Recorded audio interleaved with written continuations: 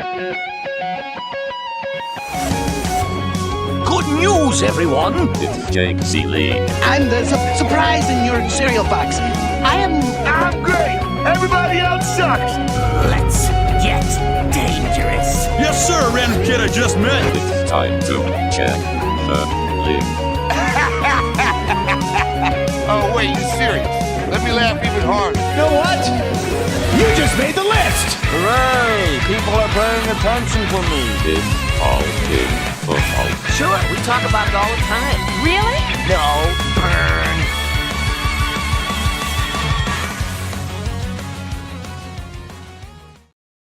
What is up, you Puka Ducks and now Ford Ducks? Ford Tough Ducks. It is All in Football on FTN. It is Chris Meaney as I point to the right side. It is myself, Jake Ciely. Reminder, we're still trying to catch up. Still doing it. We're not quite there yet, so please rate, review, subscribe, all that stuff over on Apple Podcasts. Spotify too, but Apple's the one that we got a lot of catching up to do because they nuked us. We went gone. Bye-bye. But anyway, we're glad you're here. We're not bye-bye. We're here to get you ready for week 3. It's already week 3, Meaney. Like flying by. It's crazy, man. It really is crazy. And it's just been a tough couple weeks for running backs. It has been like, it's been tough, man. It's week 3, and I'm already ranking guys like Jerome Ford, Kerwin Williams, Zach Moss, third string running backs in New Orleans, third string running backs with the Giants as like top 20 running backs. Like it's, I'm happy that you're not going top 20 running backs in Giants. No, I'm not. Because it's a brutal matchup. But I was about to say you're not allowed to do the show with me today. No, I actually just let everybody get Matt Breida. But this is what it's come to. I threw a $2 wide receiver in the first round. No. I'm glad you said that because I saw your tweet and I was like, hold on. No, it's not that easy. I'm going to debunk this right out of the gate because it's not just the injuries. Like first round, Ja'Marr Chase has been dog crap because of Joe Burrow. Granted, it's not his fault, but Ja'Marr Chase, number 2 pick. I'm looking at this is August ADP. Ja'Marr Chase, Cooper Kupp. This is August because this is before we got the news about that. Then you go down and you have A.J. Brown's been disappointing, which is fine, but that A.J. Brown's going to be fine about that. But Garrett Wilson now has to deal with his quarterback issue. Devontae Adams potentially concussed, but he said he's going to be fine. And then you go down from there and a ton. I mean, granted, these are round 2 and 3, but a ton of disappointments between, how many? 1, 2, 3, 4. Keenan Allen's been great. Cooper's been bad. Like the wide receivers, basically, I guess if you want to say Javonte have been good, yeah. Yeah, like all guys. That's what I was counting across the board. That's what I'm saying. It's happening at wide receiver too. Like it's just because the injuries always inflate like the perception. Like we have as many struggles as we do as wide receiver. I told you, I tweeted out the injury doc, FB injury doc. He tweeted out it's 0.8 for the top 12 versus the top 12. 0.8 more. So basically one extra player per year at running back in the top 12 of ADP versus the top 12 of wide receiver. So I don't want to be like, oh, here we go again. It's unfortunately, it's been 2 of the biggest names. 2 of the best names in Saquon Barkley and Nick Chubb. And you and I both had that hard because we had a ton of Nick Chubb and Saquon Barkley. Well, I mean, we picked together at the Flex League, and I think you went Saquon, I went Chubb. I actually don't have any Saquon. I don't have any Eckler. The only running back that I took in the first round is Nick Chubb. So I have multiple shares of Nick Chubb. Only half of those teams have Jerome Ford on them. It is what it is. It was just fantasy aside, man. It was so disgusting to see. Because Nick Chubb is my favorite running back to watch. We touted him. And it wasn't even a big deal. Everyone likes Nick Chubb. He was going as a first-round pick. I think he's the best pure runner in the game. And it's a bummer to see. It was gross. And it's tough because we've had so many conversations before about the running back market, from a real-life NFL standpoint. I don't know how it gets better for these guys moving forward. But, yeah, it's really tough to see Saquon go back, Chubb to go down. If we want to finish out the top 25 wide receivers, you can look at Amari Cooper, DJ Moore, DeAndre Hopkins hurt, Christian Watson hasn't even played yet, Drake London, Pooper, Jerry Jeudy, Pooper, Christian Kirk, Pooper. We can go down this. I'm just saying, it's been pretty bad on both sides. But real quick, this is all rankings. So we're going to tie in the Cleveland game. First of all, because I did the show with Lauren, we didn't talk about it. How aggressive, if they haven't bid yet, how aggressive would you be on Jerome Ford? Because I have a different opinion. So I might have the same opinion. I'm just curious what yours is. I've already given mine. Yeah. Aggressive if you need a running back. Like if you don't have one, I've already seen here's the number, because we always talk about 65. I said 88%. You said 55. So there's a general range. This is where I gave it for, because every league is different. You don't know how much fab you've already spent. You know how much is left in your money, like whatever. Sure. So this is the gauge. Is this a fair gauge? I gave everybody 20% over what Gus Edwards went for. You think that's a fair number, or you think you'd even go further? Yeah, I know. I think it's a fair number, and you're right. It's really tough to kind of talk it out because you're right. Every league is different. You don't know how desperate people are, but I think for the most part, I dropped 35 on Zach Wilson because it's a super flex, and I would have spent 65 if Ford was in our league before it was drafted. Yeah, for sure. I spent 55 on him, and I got him. As I said, I saw him go for 88 of the 100. I saw him go for 72. I just feel like if you really want him, it's going to cost you that. And I know they're going to bring somebody in, but I don't care about. Well, so here's twofold here. So I have Jerome Ford at 18. I'm inside my top 20. Yeah. Okay. One is that fair to you? Is that too high, too low? Okay. Fair. Here, let's go. Well, I have Aaron Jones returning, so I have Aaron Jones at 14. But let's start at 15. So I go Pacheco, Gibbs. With no David Montgomery, I'm still not putting Gibbs as RB1. Craig Reynolds is going to make people angry on Sunday. I'm just saying. So I go Jones, Pacheco, Gibbs, Swift, which we're going to talk about, then Jerome Ford, then Miles Sanders and Alexander Madison. Do you think that's fair, or would you switch any of that up? Yeah, no, I'm looking at your rankings. I think that's all fair. I do have Gibbs a little bit higher. Maybe I'm falling into a trap. I did see Josh Reynolds get a red zone rushing attempt last week. Did you see that? Josh Reynolds? I had to rewind it. I'm like, wait, did Josh Reynolds just get a red zone rushing attempt from the 5? And then the next play they threw to him and he had the touchdown. I think that's fair. Jerome Ford should be the feature, even if they bring somebody in before the game. He's not going to be on the field playing, getting snaps. Pierre Strong hardly touched the field in that game. So I do believe that is fair. There's a couple guys like Rachaad White I would play over him even in a matchup against the Eagles. Against the Eagles? It is a tough spot against the Titans. It is a tough spot. Yeah, I don't know if this Eagles run defense is fantastic. I think it was more Madison in the offensive line in Minnesota. The Eagles are kind of dealing with something, I think, on the defensive side. Do we need do we need the 3-person pointing Spider-Man meme? Because I keep saying the Titans are the Commanders. Like, are they just middle of the road rush defenses, but their pass defenses are so poor that everybody throws all over them? Hello, Russell Wilson last week. Although I do think the Broncos are better this year. But that being said, it's like the Titans and the Commanders are very similar. Do we need to throw the Eagles in there? Are the Eagles like, hey, middle of the road rush defense? It's just that you can throw specifically, not deep like that, but specifically against the slot and tight ends? Yeah, like I think they're really going to struggle with covering Chris Godwin this week in the middle of the field. But yeah, I don't know if I'd go that far, but definitely the Titans are a team that I don't know if teams even bother to try to run on them. Like, we'll just, they're kind of depleted as well, safety play. And last year they gave the most passing yards in the NFL. So I think Jerome Ford will probably rack up 20 opportunities. So that's pretty, even if in a tough spot against Tennessee, that's pretty. You mentioned it. I mentioned it on the Monday show. I'm going to continue. Or no, it wasn't the Monday show because it happened on Monday. I mentioned it on Pat's show yesterday and on the Athletic podcast. I'm not concerned. I tweeted it too. I'm not concerned about Kareem Hunt. Kareem Hunt, in my opinion, last year was good, not great. Kareem Hunt, for me, has not been great since his pre-calf injury 2021. Now, I would assume that it's healed by this point, but he doesn't look like the same Kareem Hunt. Like maybe it's just whole of the NFL, age, whatever it might be.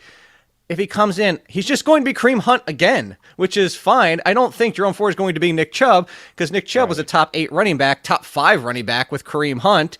I don't think he's going to be that, but he's going to be top 20 even if Kareem Hunt signs.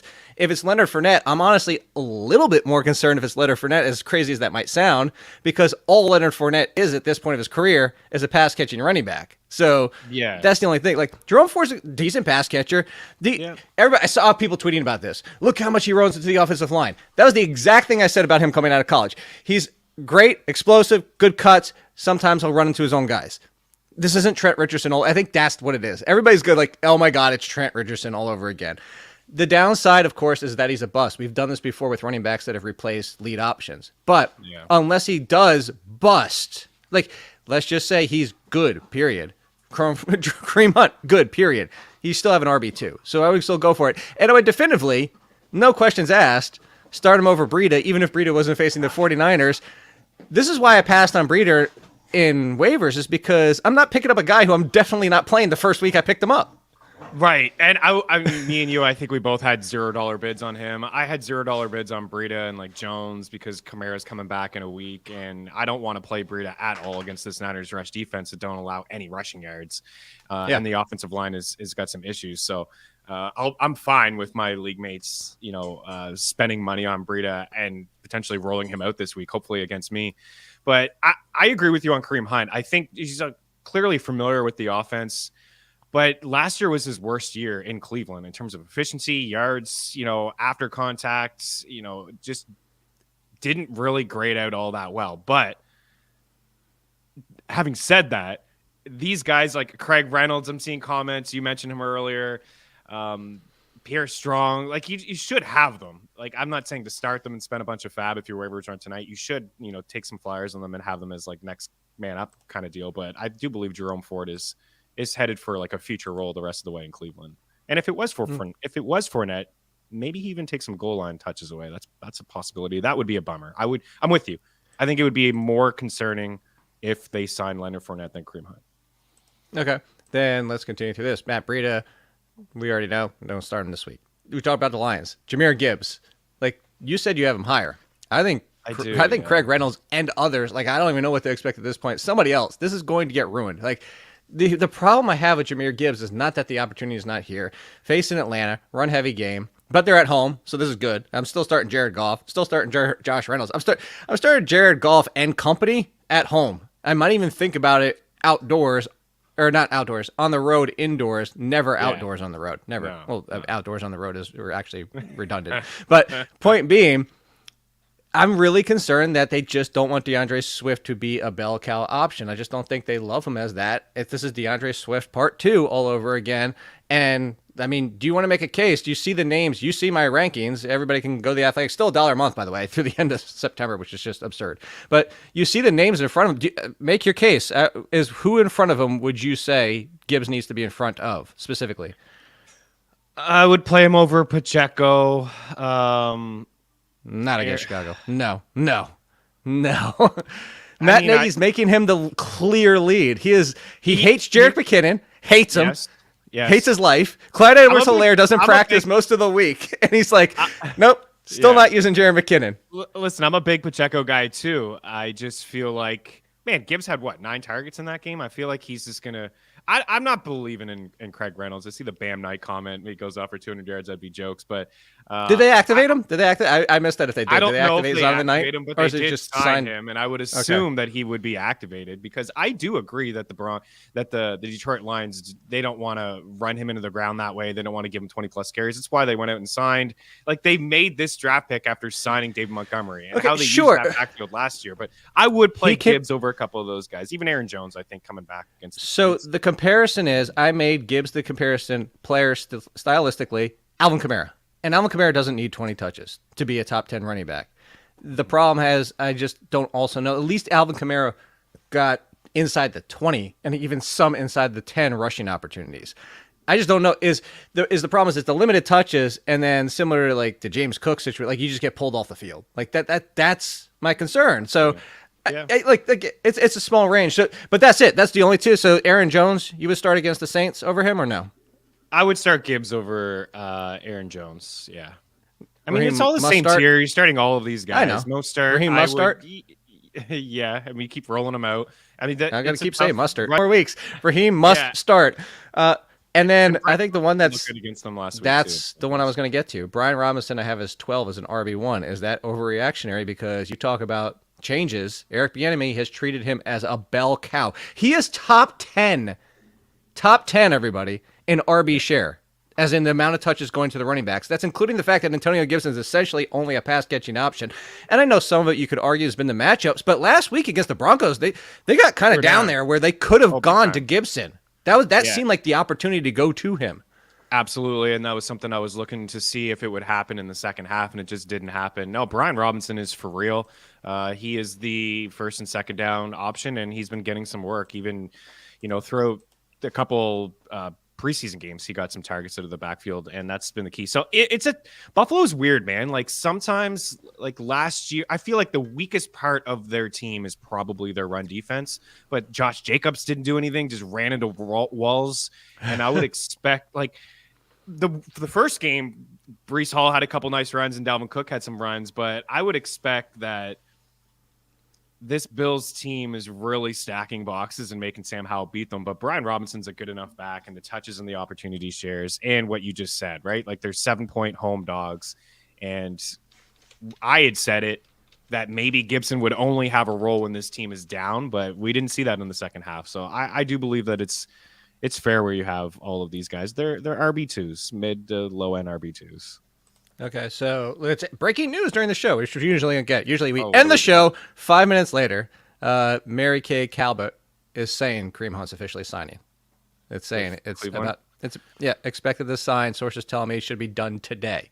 We just finished talking about it. Doesn't change anything. I even just tweeted live while we were doing this, and I said I still have faith Ford as an RB2. Yeah. I mean, this week and the rest of the year, I would lean Jerome Ford. I think that Kareem Hunt is washed. That's truly how I feel about Kareem Hunt. He is another body. He knows the system. Why do you hate Kareem Hunt? What did Kareem Hunt do to you? He could be the goal line back there, though. Like, that's possible. I don't know. Kicks people in the face. That might be part of it. Oh, wow. I was interested to see if you or any of the comments went there. Okay, yeah. Just leave it on that. Let's move on. Let's go ahead. And let's talk about the Saints, who we kind of like glossed over, but you brought it up with the waivers. Tony Jones, no Jamal Williams, so no Alvin Kamara for one more week. If you need a running back, you might have look, my home league, I feel so bad. Sorry, Justin. He's already lost 2 running backs. He's lost Austin Eckler, who looks like he's not playing again this week, and now he's lost Nick Chubb. Like, how do you recover from that? Especially in an auction. Like, auction might be a little bit easier. I don't know. Which way would you go? Would you go easier if you lost your first 2-round pick? You know what? I'm going to change that. Auction's harder because I've lost my first 2-round picks before and still won the flex leagues. And that's industry people.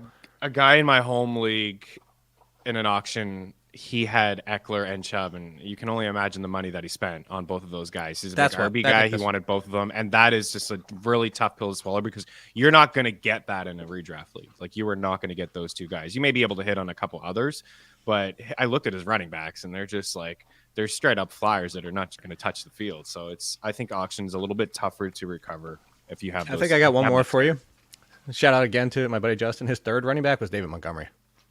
He legitimately, he's got nobody starting Matt Breida potentially this week. But would you start Tony Jones over Matt Breida, or would you take the flight? If Kendra Miller is activated, would you take Kendra Miller in his first game? Because talent-wise, I'm taking Miller. Talent-wise, I've compared Miller to Jamal Williams. I said it back then. I thought it was a weird draft pick because you thought they would replicate Kamara because he was suspended, and not Jamal Williams. But I guess they're thinking Miller long-term. Williams is only a 1-year play. Whatever.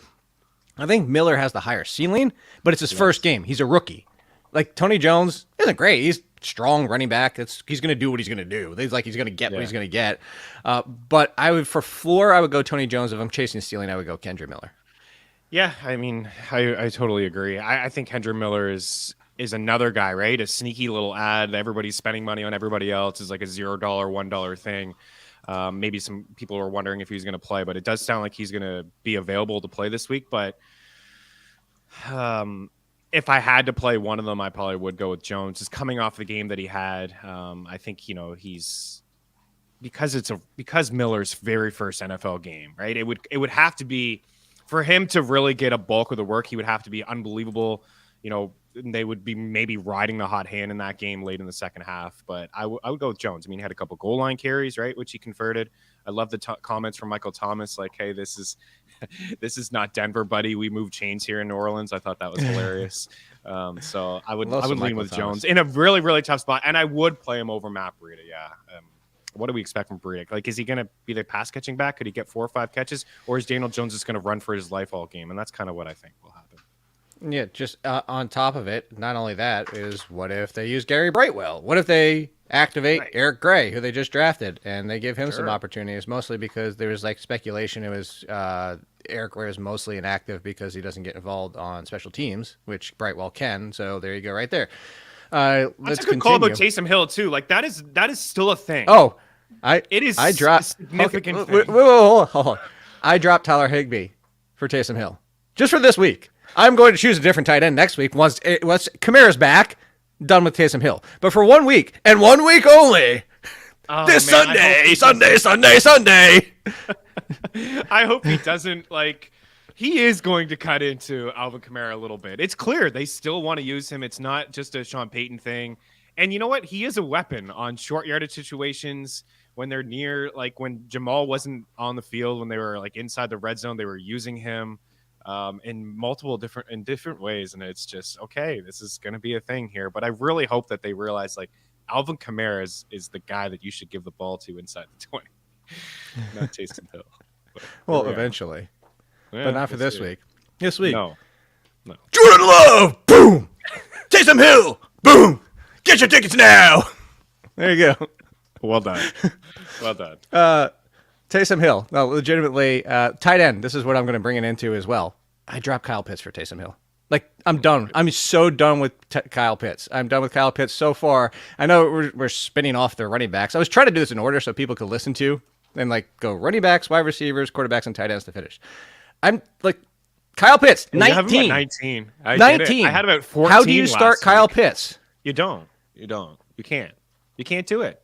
Again, here we are. This is really tough. We went down this road last year. You have to put aside the talent. You just have to. Take the name off. Well, here's the biggest thing. Can he turn 3 catches into 80 yards and a touchdown? Absolutely. He's splitting snaps with Jonnu Smith. Talk about a team that doesn't give a blank about draft capital. Man, my goodness, right? Arthur Smith is he's set in his ways. It was really nice to see Bijan Robinson get nearly 80% of the snaps and Tyler Algier 40. So that's something that we can continue to see moving forward. But no, you're right. In week 1, I went back and I watched the game and Kyle Pitts was open significantly the entire game. This guy was open, but it just didn't matter. And then Jonnu's getting run. I think that this is a game where maybe Ritter is going to throw a touch more. Right, we don't normally do this on the show at home, but Meaney, your life is on the line. You're on the edge of a cliff, and you got to be pushed over, and one person has to save you. And it's not they grab the back of your jersey and pull you back on top of the cliff. They have to complete a 25-yard pass into coverage. Zach Wilson or Desmond Ritter? Who's saving your life? It's got to be Ritter. He showed me a couple things last week.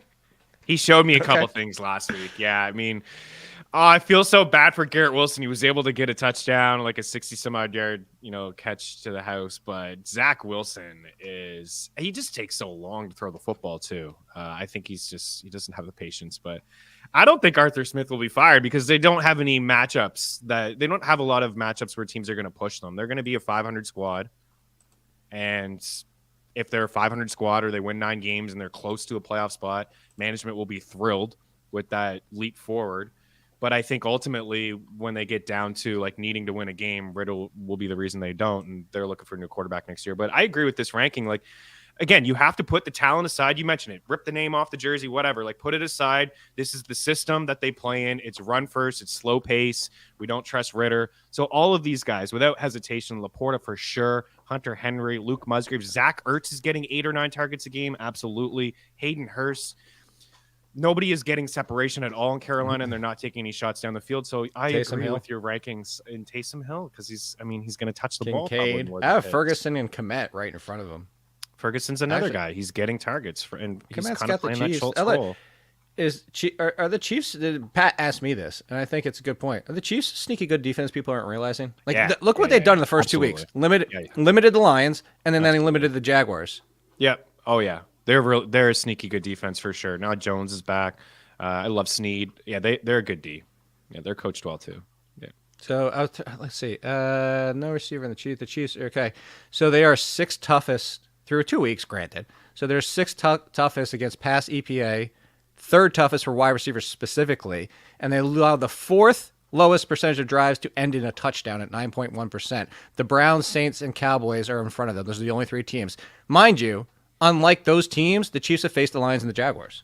Yeah, 2 weeks, small sample, but to have those numbers, pass EPA, wide receivers, and drives and touchdowns, those 3 numbers against the Lions and Granted, it was Jared Goff outdoors, but still, it's the Lions and the Jaguars. But still, like Goff had a pretty good game. That game was good. I mean, Casey should have won it if anybody could catch a pass in that one on the team. But to shut down Trevor Lawrence at home, I mean, if you go back to last year, I think Trevor Lawrence and the Jags had won like 10 of 12 or something like that. They hung around in that playoff game against Kansas City, but yeah, they held him in check. He looked awful, and Calvin Ridley was held in check as well. Big Christian Kirk game, of course. And Zay Jones 0. These guys are just going to flop all year long. Oh, speaking of which, in that same game, by the way, if you want to go The Athletic, this is what I have game previews now. One of these things, Christian Kirk, great against man, not so great against zone. Yeah. And this is actually, I'll give you a big hint. Go look at the breakdown. It's a Zay Jones week. Hint. It's a Zay Jones week. Go as long as he's healthy. They may all Let's get back because the Bears are atrocious. Okay. Yeah, 100%. All right, so let's go back, and I want to ask about somebody. I saw it scroll by in the chat, but Joshua Kelley. Joshua Kelley, disappointment last week, all the work, but he's likely question mark to get all the work again this week. The concern here is something that we've talked about with Lamar Miller back in the day and other running backs like this. Are they better on the 10 to 12 snap count or touch count versus the full workload when a game can be planned against them, when the usage might wear them down, where they might not be as efficient? I have Joshua Kelley at 23. I do have him behind Rachaad White, as you mentioned. And then, interesting enough, Najee Harris against Las Vegas, Alexander Madison against the Chargers on the flip side of the ball. Joshua Kelley, too high, too low. Sound about right? Good porridge, bad porridge, perfect porridge? It sounds about right. I maybe have him a touch ahead of Madison because I have concerns about the offensive line. But I think what you said earlier is true with Kelley.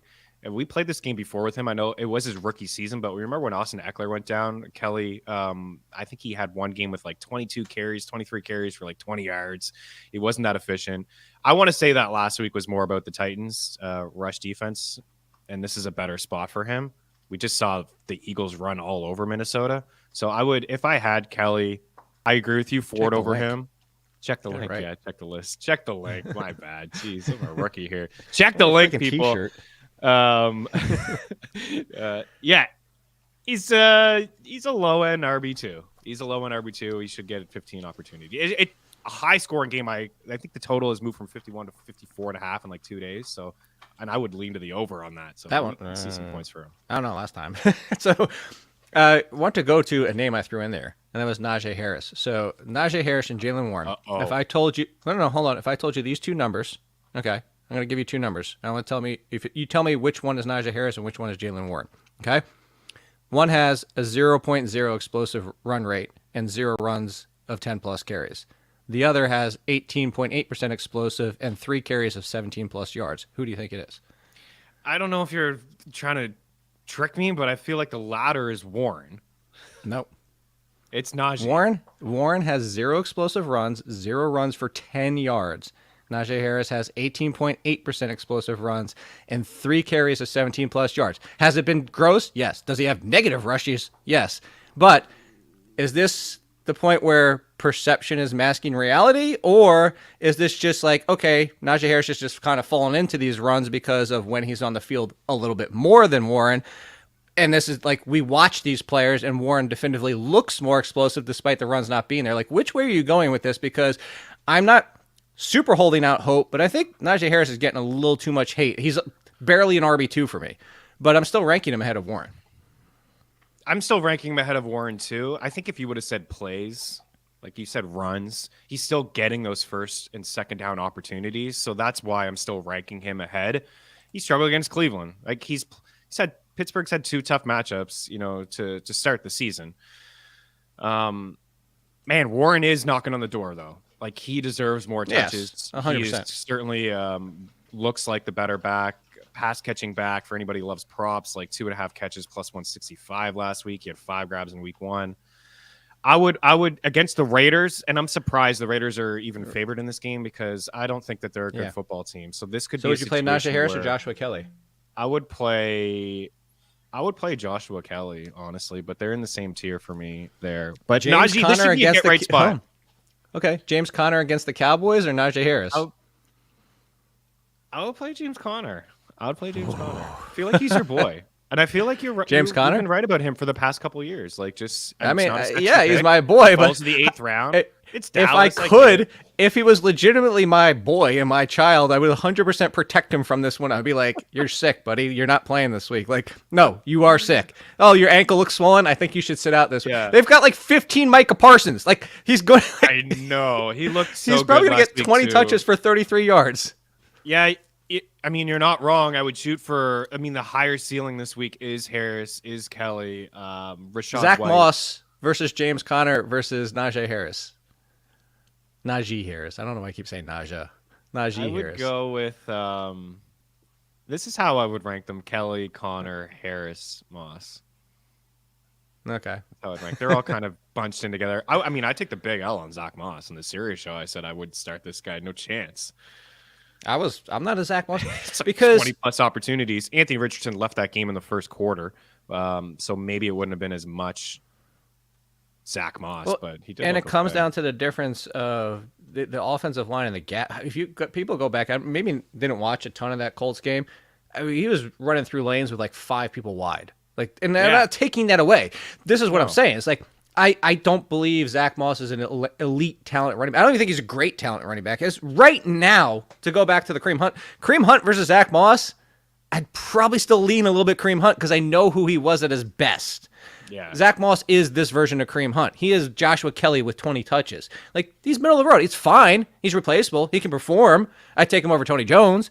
But all that being said is sometimes being in a volume situation, which, by the way, there were 2 running backs, 2, that got 100% of the running back touches in week 2. Christian McCaffrey and Zach Moss.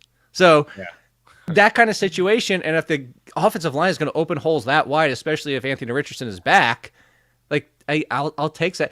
Put it this way: if I knew right now while we're doing this show, if I knew Anthony Richardson was playing, I would play Zach Moss over Najee Harris, and I'd play him over Joshua Kelley. Yeah. We're selling high on him, right? I mean, I don't know if anybody in your league. Please, if you can. But if exactly. Like if you can, I suppose like there's I got always to be say somebody that, out like- there that's 0-2. Somebody out Well, there I that's always 0-2 say, like, and I needs a assume running people that back are right listening now. to us probably know better, but then I'm like, I see a lot of the questions that we get. I'm not saying the people listening to us do know better, but I'm saying a lot of people that they play with in their leagues aren't experienced and don't realize these things. There's a lot of people that are 0-2 and have had some issues right away. I mean, I don't know if you're not going to be able to get a stud, but could you get, I don't know, like maybe a wide receiver, like just a middle tier wide receiver? Could you get Buy low. I don't know, a Tank Dell, even a Tank Dell. Like who cares? Zach I would Moss, take- wait, I got you. Perfect. Friend of the show. Right now, Zach Moss for Jahan Dotson. Absolutely. Jahan Dotson is definitely a buy low candidate. He's a lot of hype from us included, but I would be buying on him. I just, on the Athletic show yesterday, I told Welsh, I was like, you know how baseball has first 4 inning props? We need to get first half props in football because Jahan Dotson would smash all of them. Right? Sam weeks in a Howell, row. and I know part of it was the defense they were facing with the Broncos and the way that they played deep, but at the same time, it also doesn't excuses the fourth quarter. It doesn't excuse. Go back and look at the tweet, everybody. Over 30% of the targets and over 30% of the team's yards in the first quarter through 2 weeks. Second quarter and third quarter is like 10 and 10-ish, and then 0 in the fourth. Like First 2 passes were to Jahan Dotson. I had the over 3.5 catches. I'm like, here we go. And then they were down by 2 scores in the second half. I'm like, oh man, we're gonna get another catch from him, and we just didn't get another catch from him. Somebody said that to me. he's a They're buy like, low I bet the over on 3.5, and he had 3, and then that was it. Never saw Maybe it again. this week against the Bills. So from a usage standpoint, am I too low on Javonte Williams at 26? Because no Samaje Perine last week. Jaleel McLaughlin got used though. So like, is this for me? I kind of feel like I don't want to play like a wait and see because there's some names in front of him. Like I know Joshua Kelley's getting work. I know Alexander Madison's getting the work. I think this is telling us Javonte Williams is very close to being the guy, but I just don't know if he is yet. No, I think that's fair. I mean, P. Ryan did play more snaps than him, but I don't know if he's completely there yet. Like I haven't been. I started him week 1 in a spot, but I didn't play him last week, and I think it's fair where you have him. I wouldn't do it just yet. I think we need to see a little bit more, like some of these backs that we've talked about that are falling into opportunities, like Kelley, like Zach Moss, like Jerome Ford, Kareem Williams, of course. I'll be playing all those guys ahead of Javonte at this moment. Down 7 points. I want to see like if this is going to if he is going to be the pass catching third down back, I think we'll actually really see that here in this game because Miami's going to score some points. But no, I think he's still a little too risky. I think he's a decent buy low candidate though, because he's gonna get there. But man, this Broncos team is awful. So they're bad again. Let me finish running backs and let's get to some wide receivers. Spent a lot of time on running backs, but that's where all the decisions are. It's tough. Rapid fire. Here we go. Ravens. Gus over Hill or vice versa? Hill out there more, but Gus got the touchdown. I still lean Hill just a touch because I think he can catch a couple of passes. But this week I would go Gus. They're like almost 10-point favorites. So Gus this week. Okay. Bears. The Ravens version. That's their version of it. Would you continue to go Herbert over Rashawn Johnson or for the pass catching upside of Rashawn Johnson in this one? I would go Herbert over Johnson, but these guys are like separated by a handful of spots. It was nice to see Foreman kind of bye-bye. Because that's good for Herbert. It's and discount Roschon. Dollar store version of the Ravens. Yeah. So I'm not convinced that Roschon's just going to be third down garbage time back. We saw it in week 1, but Khalil Herbert had a couple nice grabs too. Like it's not a lock that it's Roschon, but I would lean Herbert first. Just a few spots. Last one at running back before we get to wide receivers. There's 2 more. Your Eagles. What are we doing with your Eagles? Because if Kenneth Gainwell is back, is it DeAndre Swift over Gainwell, or is Gainwell come back and go back to Gainwell over Swift? I rank Swift over Gainwell, but I have them much closer than most anybody out there, and I'm assuming a lot of that is just some people right now don't have Gainwell playing, but I have Swift as an RB2, and I have Gainwell as an RB3. Some people have Swift as a borderline RB1 and Gainwell down at RB4. No, I think the gap got him more the latter. Yeah. RB2. You have the gap. RB2 , sorry. Oh, no, RB2. the former. You have the former. Okay. Yeah, you said at the end that people have him as RB1, roughly. No. Would you have Swift over Gainwell? Like, I feel like you come off that performance, like you have whoever the coach is, you can't like go right back to putting him in. He looked awesome, right? Yeah, so he deserves to be the guy. If he does, I mean, I still believe that the Bucs have some good players on defense, and if they do, he struggled. Oh my God! We could go down this road again, but I do feel like it's going to be Swift is going to have at least 65% of the snaps and touches, and that makes him an until he comes out and runs 4 times for 10 yards right into the line. Like, yeah, I mean, and then it's like over. The offense struggles. Not because it's Swift, just because like the bad runs or bad blocking or this is going to go so bad. All right, last one. If you had to choose between Kyron, I was surprised how many people still had Kyron Williams available in their leagues after last week. And I mean, this is also, you had time before the game to act on this when we knew the Cam Akers was going to help you to act. I know. But anyway, he's out there. If you had to choose rank and going forward, period. So this week and going forward, Kyron Williams versus Jerome Ford, who you're taking. I said Kyron only because, as much as I sit here and say I believe it's Jerome Ford, I believe he's better than Kareem Hunt at this point in their career. I believe he'll be an RB2. Kyron Williams doesn't have that threat. It's Kyron Williams for me. Okay. Yeah. It's Same page? Yeah. Stafford, man, when he locks into a guy, you give him 10 targets. You kidding me? That was the first receiving touchdown they've had in like 2 years. I saw that on the broadcast. Like, unbelievable. This is why I dropped Higbee. I figured Higbee was going to be the number 2 in targets, and it's been everybody but. Just Puka, Tutu, and Kerwin. So yeah, hey, let's mix in real quick some tight ends. You dropping Freiermuth? I would drop him through 2 games. Two through 2 games. Yeah, I mean, I would drop him for a Hunter Henry or a Sam. Why doesn't anybody want Hunter Henry? I don't know, man. Like nobody. We talked about him in the first series show. Like he just scores. I talked about him in the offseason. I was like, and if he scores touchdowns, then it's the Patriots 2 tight ends.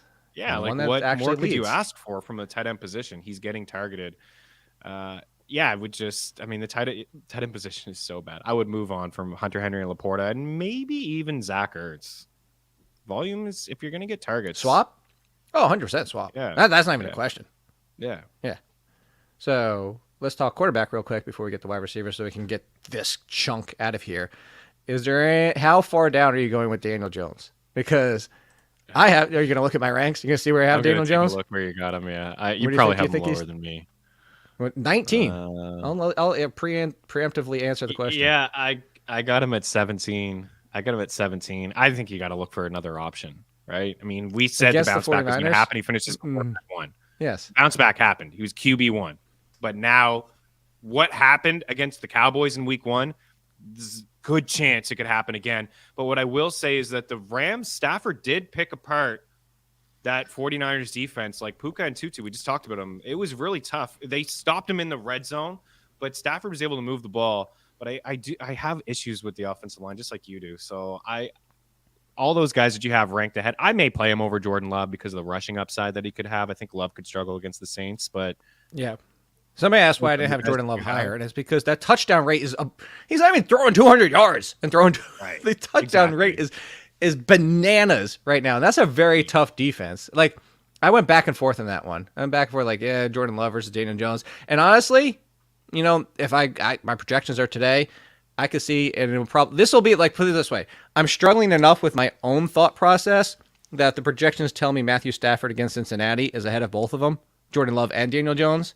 I'll accept it. Like, so, if for everybody out there, it's like, I do ranks, then projections, then I come back to my ranks and I, you know, I could say fact check myself, but like I use them together. So to go up to 17. And so if you have Burrow, did you just better get Stafford. Did you need a reset there? Did you just crash? What was that? Like, if you have Burrow, you can't wait. Can't even speak, like, because Burrow's been so bad, and I have Burrow in a couple spots. I have Burrow and Jahmyr Chase, like, in like 3 spots. Scott Fishbowl, I got Burrow and Jahmyr Chase and T. Higgins, so that's been awesome. But if you have Joe Burrow, is that the biggest, easiest plan moving forward here, just for this week, Monday Night Football? Just make sure you have Stafford. What if this guy doesn't play? You got to play Stafford, sure, but I think I would go Stafford anyway. Like, okay, I have Joe Burrow at 16 of like where I would start considering waiting for Matthew Stafford, because now he's in that tier.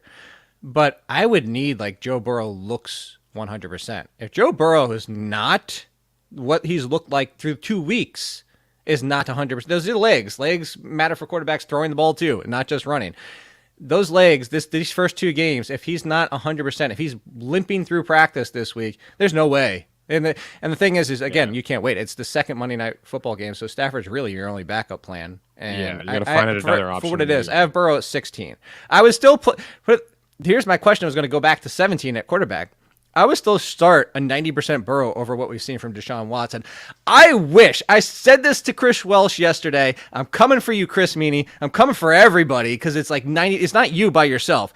So many people were like, Deshaun Watson still has top 5 upside. He's finished top 5. He's top 5 potential. He's a bust for me. He was on my bust list. And I was like, fine, I'll move Deshaun Watson up from 16. Okay, I'll move him up to 14. Okay, I'll move him up to 12. I'll put him as a fringe QB1. I hate all of you. I should have stuck with what I knew.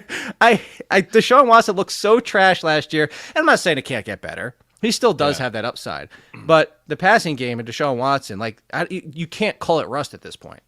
No, you can't. I saw some people on Twitter. There was like Watson's burner account was like Free Watson was the Twitter handle, and it was just like replies on every bad throw and bad play. Well, the offensive line didn't help him out. Well, he lost Nick Chubb. Division game, TJ Watt, like all these different things. The Free Watson account is just jokes. But if there is a spot for him, like this to me will be, even though he lost the anchor and the heartbeat of the offense, Nick Chubb, this matchup against the Titans is the spot where if he doesn't pass all over this team, like every other quarterback has done over the last 2 years against the Titans, then there's reasons really to be concerned. What are you watching on? What did you just see that? So I'm listening. I'm listening to you. Everybody said about Watson and everything. No. It was a tweet by somebody, and that says, a source tells me Kareem Hunt is already on his way to sign with the Browns. I missed this text from 40 minutes ago. That just kind of feels like, hey, I wasn't paying attention. Like, really? I missed this text from 40 minutes ago? This is your job. Like, really? Like, I missed this text from 40 minutes ago. I was on top of it. Trust me. I got the news. I got the news before everybody else at Mary Kay Callbot. I got the news. Like that's why I was raising my eyebrow, because that's what that tweet feels like. That tweet feels like, I knew. I was there. I knew that. Yeah. Yeah. I knew that was coming. Anyways, let's get some more wide receivers. Let's stick with Watson. Where is Cooper for you? 20s? 30s? Yeah. 20s. That was a good game from him, right? He was very questionable heading into that was the so game. annoying. That was so annoying. It was like 80% not playing, and then all of a sudden Saturday he tweaked the groin, not playing, and then Joe Buck breaks the news Monday afternoon that this guy is playing. Man, I was like, what? But he was good. He cut some passes. He looked good. Right? I was buy low window probably closed. I would buy. I'll give you a straight up decision to make. Here we go. Do not look at my ranks, Chris Meaney. I want your decision. No, don't look where they are. Is that where they are? That's to your left. Yeah. All right. Would you play Amari Cooper or George Pickens against the Raiders? First question. George Pickens. Oh, baby. Okay. Well, because he can turn a 10-yard Kenny Pickett trash into exactly it. By the way, the only people if it wasn't for George Pickens, to pass to is George Pickens and Jaylen Warren out of the backfield. That's all I've seen in 2 weeks. And the defense. Oh, the defense is phenomenal. Yeah. No. Oh yeah, the other defense. Completes passes the other too. team. Yeah, it's got you. I was a little slow there. Yeah. Gotcha. All right. Then Amari Cooper or Garrett Wilson. I would go with Amari Cooper. Yeah, Garrett Wilson, Belichick, New England defense. Man, tough go. Tough go for me in flex. Chubb and Garrett Wilson. First 2 picks. I'm sorry. Go. I'm only laughing because I feel your pain. That's the only reason. My season is over. That's what it feels like. Amari Cooper or Nico Collins. Oh, man, Nico. How about our guy, Nico? How is this guy only 61% owned in Yahoo, playing all the snaps, getting all the targets? My waiver column, you know who was the most asked player besides Kareem Williams? Is where would you rank Nico if he's still available in my league? And I'm like, what? First of all, why are you reading my waiver columns if you're not going to act? Like, he was at the top of the list. Or your draft kit to start the season, because I know you were on him. We talked about him all offseason. Third year. What are you waiting for? Yeah, and it was so nice to see Tank Dell as well. Even Robert Woods is getting targets. I mean, CJ Star looked all right. Looked pretty good. Some garbage time stuff against the Colts, whatever, but at least he's doing it. I would probably go Cooper there. But it's right to bring it up. Like, that's where we're at, guys, with Nico Collins. He deserves to be in the conversation with these other guys as wide receiver 3s. Play him. He's probably your 5th wide receiver that you drafted. Like, get him in your lineup. Targets are there. He's good. Let's see, why is he at 39%? That must be NFL.com leagues there. He's probably like 4% NFL.com, 39 ESPN, 61 39 ESPN.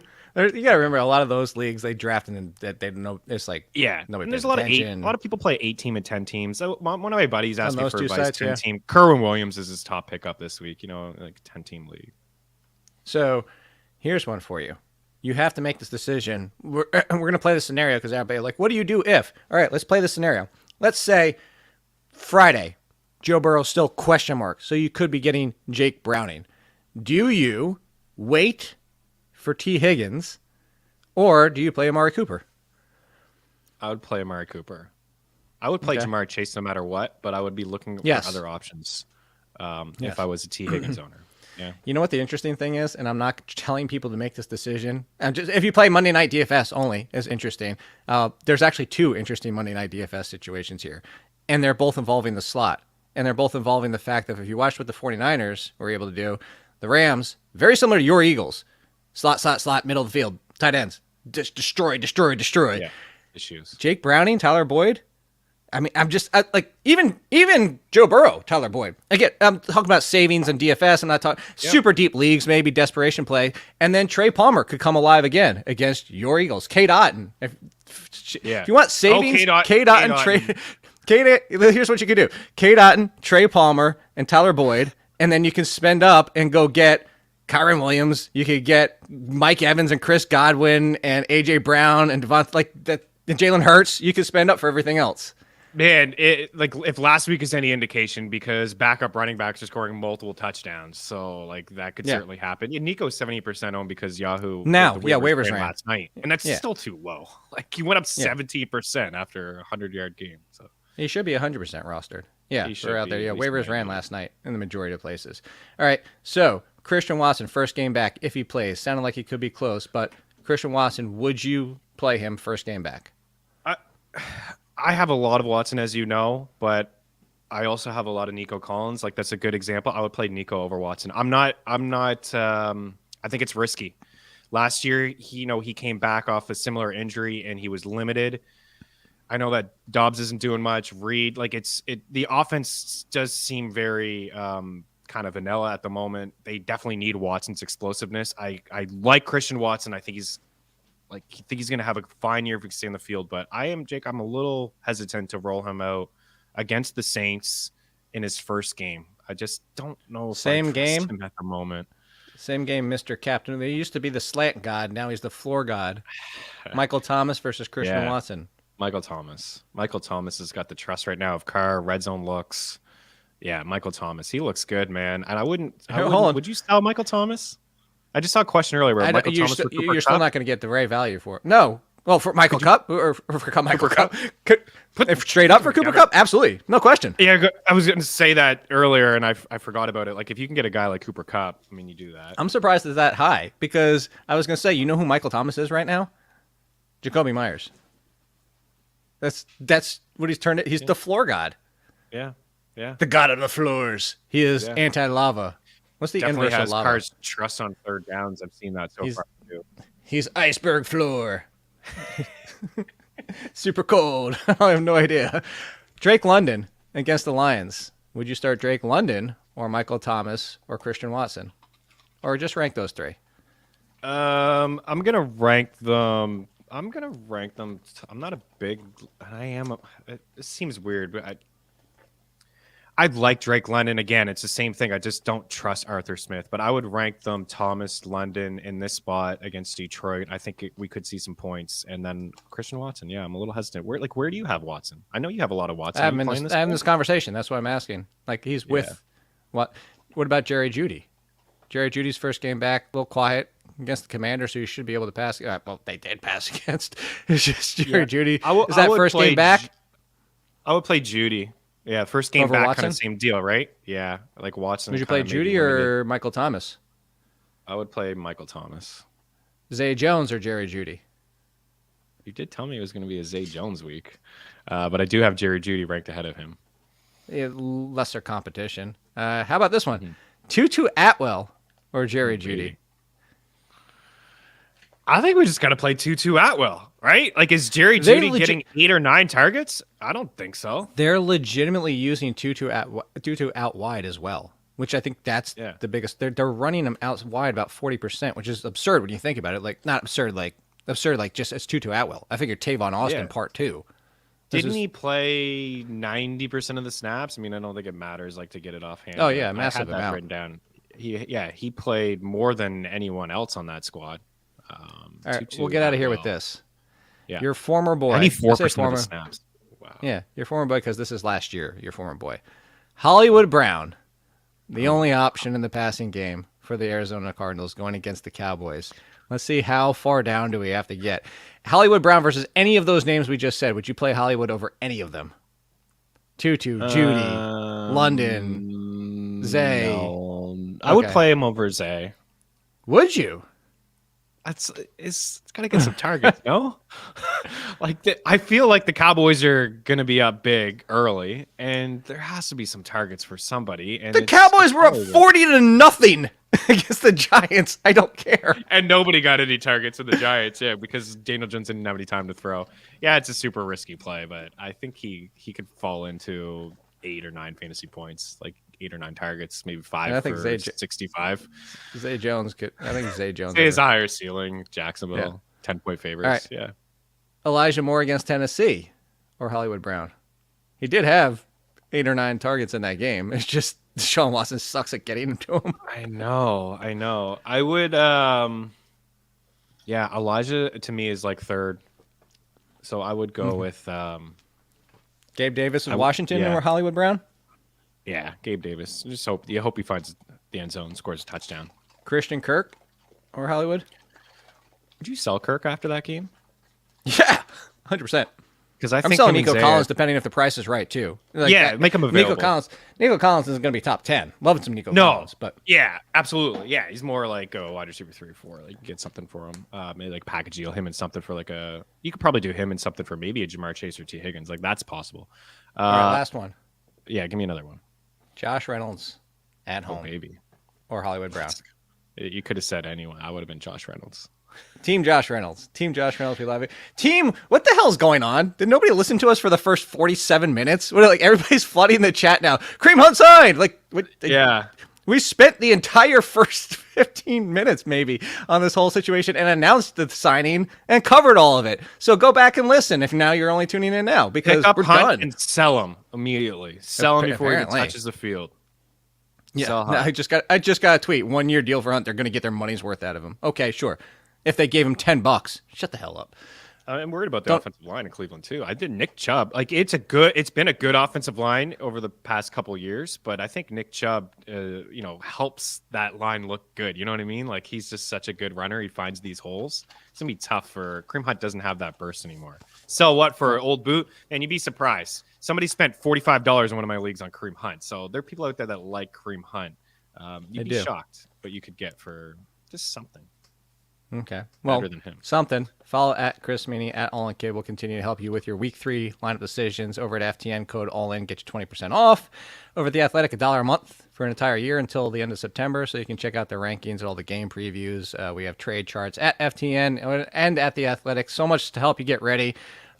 Please get the help. That sounded so bad. Get the help to help your fantasy team. Please, people, get help. What are you in our chat for? Get help. We appreciate you guys. Yeah, we'll see you on Monday, 10:30 a.m. Eastern. And then you can always listen on demand and rate and review on Apple Podcasts. But Eastern to do waivers and a recap of Week 3. Hopefully a little less madness happening that time. We'll see you later. Barkley's eating.